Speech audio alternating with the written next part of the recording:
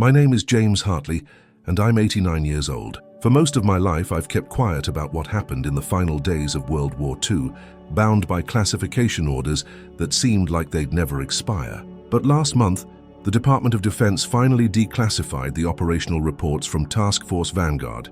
And now I can tell you about the moment when the alliance between America and the Soviet Union nearly shattered 3 weeks before Germany's surrender, and how a confrontation in a small Austrian town almost triggered a Third World War before the second one had even ended. I was 23 years old in April 1945, a first lieutenant in the United States Army, attached to the Third Army under General Patton. We'd been fighting our way across Europe since D-Day, and by mid-April we were deep into Austria, racing toward the remnants of the German forces that were collapsing on all fronts. The war was clearly ending, but nobody knew exactly when or how, and tensions between the advancing American and Soviet forces were rising with each passing day. Our company had been ordered to secure a town called Amstetten, about 80 miles west of Vienna. Intelligence reported that a German research facility was located there, something important enough that both American and Soviet commands wanted it intact. We arrived on April 18th, after a brief firefight with retreating German units who seemed more interested in surrendering to us than fighting. By nightfall, we'd secured the town and located the facility, a converted factory complex on the outskirts that had been hastily abandoned. What we found inside changed everything. The facility wasn't manufacturing weapons or conducting chemical research like we'd expected. It was a document storage and analysis center containing captured records from across occupied Europe, files on resistance movements, lists of Allied intelligence operatives, detailed reports on Soviet military capabilities, and most importantly, German assessments of post-war political dynamics. The Germans had been preparing for their defeat, organizing information they believed would be valuable in the coming peace, perhaps hoping to use it as bargaining chips or insurance. We'd barely begun cataloging the materials when Soviet forces arrived. A full battalion, mechanized infantry with tank support, appeared on the eastern edge of town at dawn on April 19th. Their commander, a colonel named Mikhail Volkov, sent a messenger demanding to meet with our senior officer. My captain, a Texan named Robert Shaw, went to the meeting with me as translator. I'd studied Russian at Yale before the war, never imagining I'd actually need it. The meeting took place in the town square, both sides keeping their weapons ready, but not aimed. Volkov was a hard man, maybe 40 years old, with the kind of face that had seen too much combat.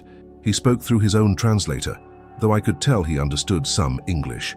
His message was direct and non-negotiable. The facility and all its contents were in the Soviet zone of operations by prior agreement between Allied commands. American forces were to withdraw immediately and turn over all captured materials. Captain Shaw listened politely, then responded just as directly. "Colonel, we took this town yesterday. We secured the facility. The materials are now in American custody, and we're under orders to catalog and protect them until higher command determines their disposition. We're not withdrawing, and we're not turning over anything without proper authorization from our chain of command." Volkov's face hardened. "You misunderstand, Captain. This is not a request. This is a demand from the Soviet Union, your ally. We have orders from Marshal Tolbukin himself. These materials contain information about Soviet operations and Soviet citizens. They belong to us. You will stand down and withdraw, or we will remove you by force." The tension in that square was suffocating. Both sides had troops positioned throughout the town, and everyone knew that if shooting started, it would be catastrophic. Americans killing Soviets, or Soviets killing Americans, while we were supposed to be allies defeating Nazi Germany together. But neither commander was backing down. Captain Shaw bought time by agreeing to contact higher command for instructions. We returned to our headquarters, a requisitioned hotel in the town center, and sent urgent communications up the chain. The response came back within hours, and it wasn't what I expected. We were ordered to hold position, protect the facility, and prevent Soviet access to the materials at all costs. The order came directly from Third Army headquarters, which meant Patton himself had weighed in. The message was clear: we weren't backing down. Over the next 48 hours, Amstetten became a powder keg. Soviet forces surrounded the town but didn't attack. We fortified our positions around the facility, bringing up additional troops and establishing defensive perimeters. Both sides engaged in what could only be called aggressive posturing, moving tanks into threatening positions, conducting armed patrols that came within meters of each other, creating incidents that could easily have sparked combat. I spent those days shuttling between Captain Shaw and Colonel Volkov, serving as translator for increasingly hostile exchanges. The Soviets insisted they had authorization from the Allied Control Commission. We countered that no such authorization had been received through American channels. They threatened to report us for violating inter-Allied agreements. We responded that we were following our orders and protecting materials that might contain information vital to American security. What neither side said openly, but everyone understood, was that this wasn't really about the facility or the documents. This was about the post-war order, about whether the Soviet Union could simply demand that America stand down whenever it suited their interests. The alliance had been built on necessity, on the shared goal of defeating Nazi Germany. But with Germany's defeat imminent, the cracks in that alliance were showing, and Amstetten was becoming a test case for how the relationship would work once the common enemy was gone. On the third day, April 21st, the situation escalated dramatically. Soviet reinforcements arrived, bringing their strength to nearly 2,000 troops with heavy armor support. They established artillery positions on the hills overlooking the town and made it clear they were preparing for a siege if necessary. Captain Shaw called an emergency meeting with all American officers in the sector. "Gentlemen," he said, his voice steady despite the stress evident on his face, "we're in a hell of a spot. Third Army says hold. The Soviets say withdraw or face attack. If they attack us, we defend ourselves. If we fire on Soviet forces, we might trigger a war with our own ally. But if we back down, we establish a precedent that the Soviets can push us around whenever they want. Higher command is trying to resolve this diplomatically, but that could take days, and I'm not sure we have days." He paused, looking at each of us. "I need you to understand what might happen here. We might have to fight our way out. We might have to defend against Soviet attack. And we might end up being the men who started World War III. But we've got our orders and we're going to follow them. We're not abandoning this position, and we're not turning over those documents without authorization. If that means we fight, then we fight." The room was silent. These were men who'd fought across Europe, who'd survived Normandy and the Bulge, who'd seen friends die and towns destroyed. But the idea of fighting Soviets, of turning our guns on allies, was almost incomprehensible. Yet there we were, preparing to do exactly that if necessary. That afternoon, I was sent to deliver another message to Colonel Volkov. The message was simple. American forces would hold position indefinitely. Any attack on American forces would be met with full defensive response. The situation would be resolved through diplomatic channels, not through force. As I delivered the message, I could see the calculation in Volkov's eyes. He was a professional soldier, and he understood what this meant. Both sides were locked into positions neither could abandon without losing face. "Lieutenant," he said to me directly in English, surprising both our translators, "do you want to die here? In this insignificant town, fighting against men who should be your allies? For what? For papers? For pride?" I met his eyes. "Colonel, I don't want to die anywhere. But I've got my orders, same as you. We hold this position, that's not negotiable." He studied me for a long moment, then nodded slowly. "Then we have a problem, Lieutenant, because my orders are also not negotiable. We will have this facility and its contents. If you will not withdraw, we will make you withdraw. You understand this?" I understood perfectly. We were heading toward a confrontation that nobody wanted, but that seemed increasingly inevitable. That night, Captain Shaw gathered senior enlisted men and officers for a frank discussion. "If they attack, our defensive plan is simple. We hold the facility and the town center. We don't pursue. We don't escalate beyond what's necessary to defend our position. Our goal isn't to defeat them militarily. It's to make an attack so costly that they'll back down and let diplomacy work. But make no mistake, if they come at us, we fight." We spent the night preparing. Fighting positions were reinforced. Artillery coordinates were calculated. Medical stations were established. Ammunition was distributed. Every man knew his assignment, his fallback position, his sector of fire. We were as ready as we could be to fight a battle that defied everything we'd understood about this war. April 22nd dawned cold and overcast. The Soviet forces conducted what appeared to be final preparations for an assault. Tanks moved into attack positions. Infantry assembled in staging areas. Artillery crews completed their calculations. From our positions, we watched it all unfold, knowing that within hours we might be fighting for our lives against men who'd been our allies just days before. Then, At 10:00 hours, something unexpected happened. A convoy of vehicles approached from the west, flying American flags. It was a delegation from 3rd Army headquarters, led by a brigadier general I recognized from intelligence briefings. He'd brought with him a team of senior officers, and surprisingly, a Soviet general I didn't recognize. They'd come to resolve the situation before it exploded. The meeting that followed lasted 6 hours. Captain Shaw, Colonel Volkov, and the senior officers from both sides negotiated, while the rest of us maintained our positions, weapons ready but not aimed, prepared for either resolution or combat. I was pulled into the meeting to serve as translator for portions of the discussion, and what I witnessed was diplomatic brinkmanship at its finest and most dangerous. The American position was straightforward. We'd secured the facility legally under operational orders. The materials would be catalogued by a joint American-Soviet team, with both sides having access to relevant documents. Anything pertaining solely to Soviet operations or Soviet citizens would be turned over to Soviet authorities. Everything else would be processed through proper inter-allied channels. We would not be ordered to stand down by Soviet demand, but we would cooperate through proper diplomatic procedures. The Soviet position was equally clear. The facility was in their operational zone by prior agreement. They had security concerns about certain materials falling into American hands.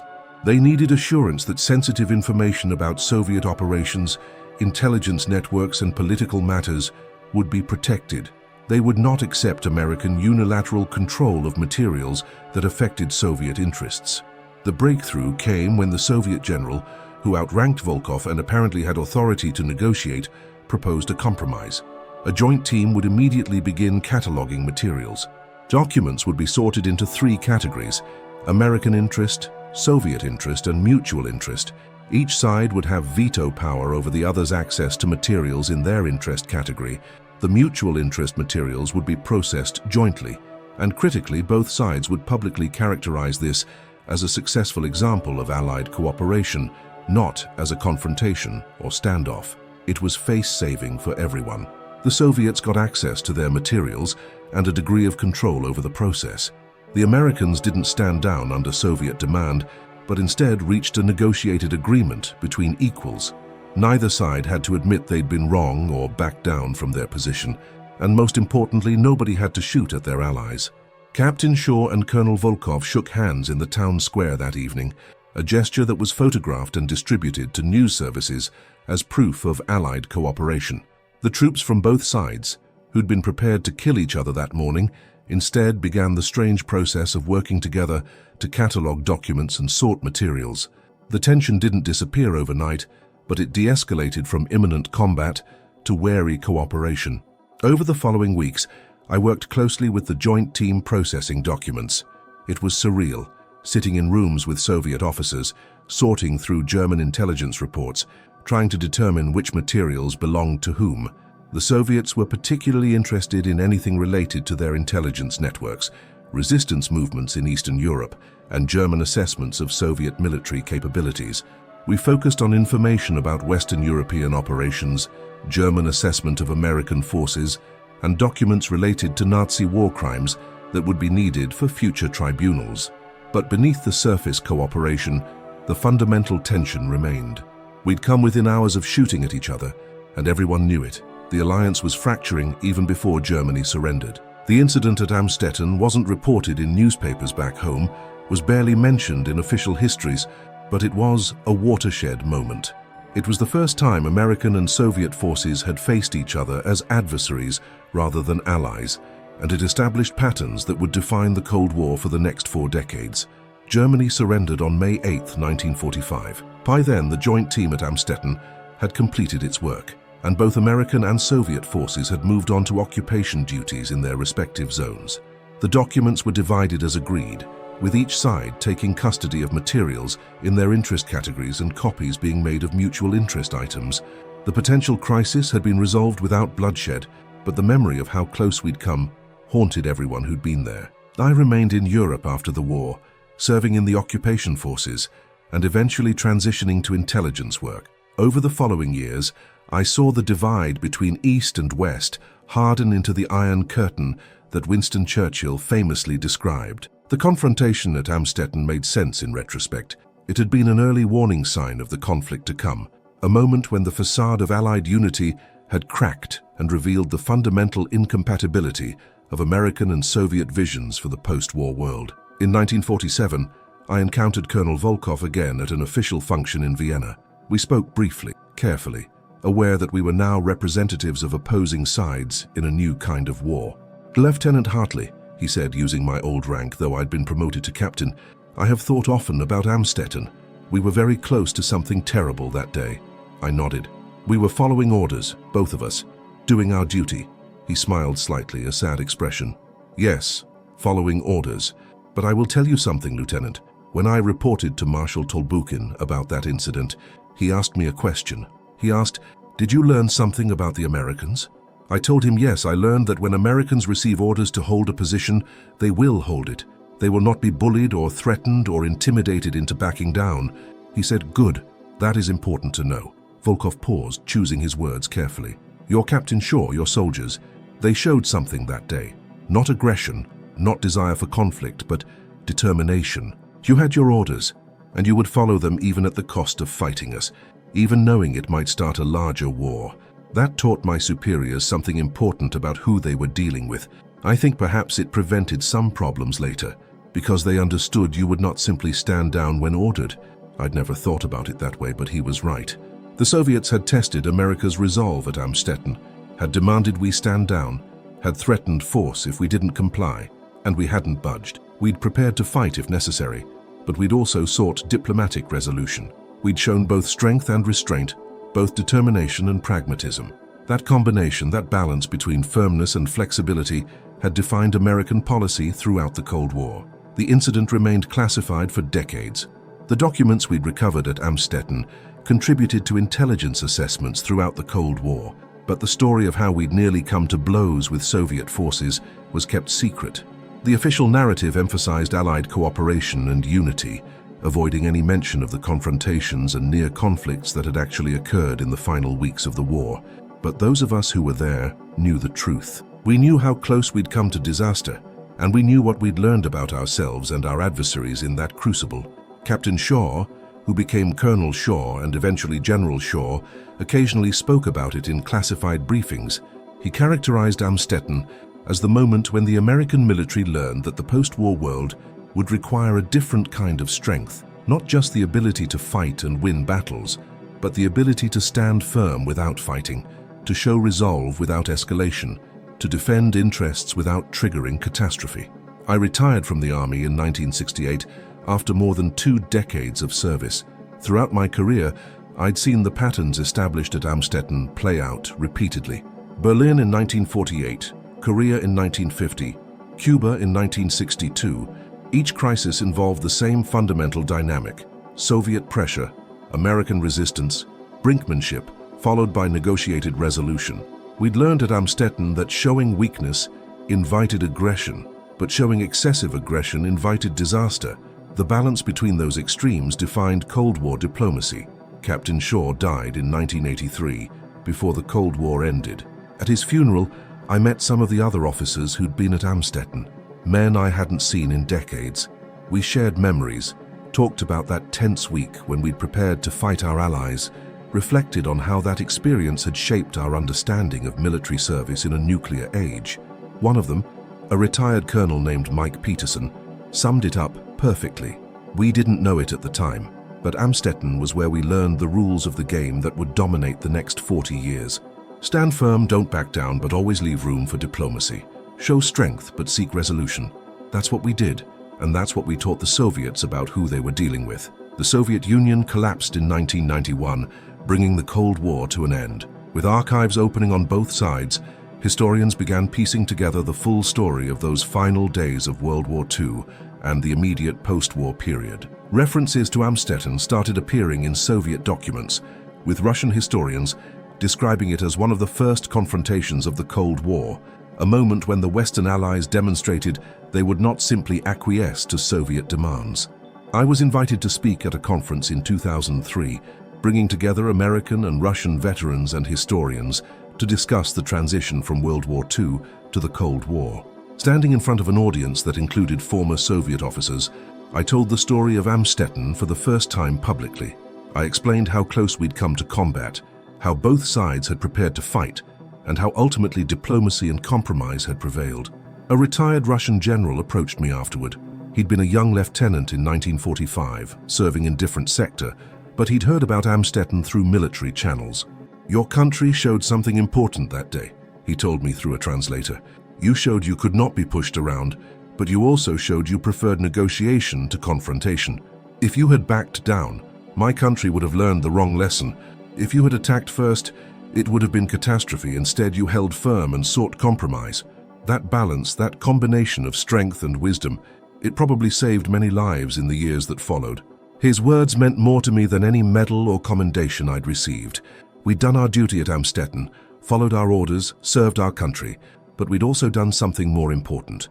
We'd helped establish the framework that would prevent World War III, that would allow two nuclear-armed superpowers to compete and confront each other for decades without destroying each other. The rules of engagement for the Cold War had been written in part in that small Austrian town, in those tense days when American and Soviet forces had faced each other with weapons ready but ultimately chosen dialogue over destruction. Now, at 89 years old, with the full story finally declassified, I can speak openly about what happened. The younger generations need to understand that the Cold War didn't begin with grand strategy documents or summit meetings. It began in places like Amstetten, with young soldiers following orders, with commanders making impossible decisions, with adversaries testing each other's resolve and learning where the boundaries were. The Soviets had demanded we stand down. They'd believed they could intimidate us, could use threats and force to make us comply with their demands. They had no idea who they were dealing with. They didn't understand that Americans, when given orders to hold a position, would hold it regardless of the consequences.